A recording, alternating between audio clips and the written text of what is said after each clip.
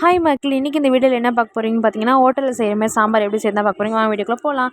அதுக்கு வந்து பார்த்திங்கன்னா, துவரம்பருப்பு ஒரு 100 கிராம் எடுத்துக்கோங்க. அதை நல்லா வாஷ் பண்ணிவிட்டு அது கூட வந்து பார்த்திங்கன்னா ஒரு 3 தக்காளி கட் பண்ணாமல் அப்படியே போட்டுருங்க. அண்ட் காரத்துக்கு ஏற்ற மாதிரி 4 பச்சை மிளகாய் ஆட் பண்ணிங்க. நீங்கள் காரம் நல்லா சாப்பிட்டீங்கன்னா 5 ஆட் பண்ணிக்கோங்க. அது கூட வந்து பார்த்திங்கன்னா ஒரு 6-7 துண்டு வந்து பூண்டு பல், அப்புறம் கொஞ்சோண்டு மஞ்சள் ஆட் பண்ணிக்கோங்க. இதை வந்து குக்கரில் 3 விசில் வர வரைக்கும் வச்சுருங்க. நல்லா நெக்ஸ்ட் நம்ம சீக்ரெட் மசாலா எப்படி பண்ணுறதுன்னு பார்க்கலாம். எண்ணெய் ஊற்றிக்கோங்க கடாயில். அந்த கொஞ்சோண்டு அரிசி, தனியா, வெந்தயம். தனியா 2 ஸ்பூன் ஆட் பண்ணிக்கோங்க, வெந்தயம் 1 ஸ்பூன், மிளகு வந்து 6-7, அண்ட் இது கூட ஜீரகம். அப்புறம் உங்கள் காரத்துக்கு ஏற்ற மாதிரி காஞ்ச மிளகா போட்டுக்கோங்க. நான் 3 காஞ்ச மிளகா போட்டிருக்கேன். இதை அரைச்சி எடுத்துக்கோங்க. நெக்ஸ்ட்டு நம்ம குக்கரில் வேக வச்ச பருப்பும் ரெடி ஆகிடுச்சு.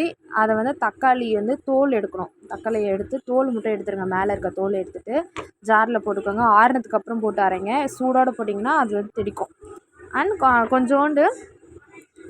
அண்ட் அது கூட கொஞ்சோண்டு பருப்பையும் ஆட் பண்ணி அரைச்சி எடுத்துக்கோங்க. ஓகேங்களா. அடுத்தது செய்கிறதுக்கு கடாயில் எண்ணெய் ஊற்றிக்கோங்க.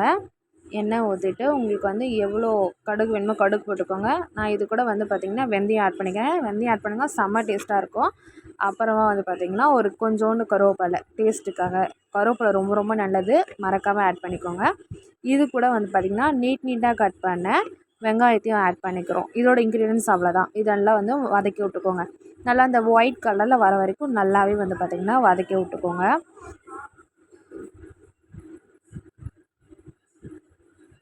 இது நல்லா வதங்கினதுக்கப்புறம் அரைச்சி வச்ச பருப்பையும் வந்து இதில் ஆட் பண்ணிக்கோங்க. ஆட் பண்ணிவிட்டு பேலன்ஸ் இருக்க பருப்பையும் கடைஞ்சி ஆட் பண்ணிக்கோங்க. இந்த மசாலாவில் வந்து இப்போ நம்ம சீக்ரெட் மசாலா அரைச்சோம் இல்லையா, அந்த மசாலா தான் இது.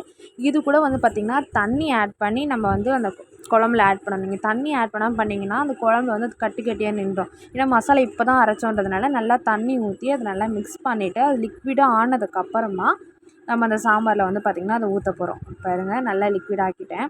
நான் எல்லாத்தையுமே போடுவேன் நல்லா, அப்போ தான் காரமாக இருக்கும். அப்புறம் இதை வந்து நம்ம சாம்பாரில் ஊற்றிடலாம்.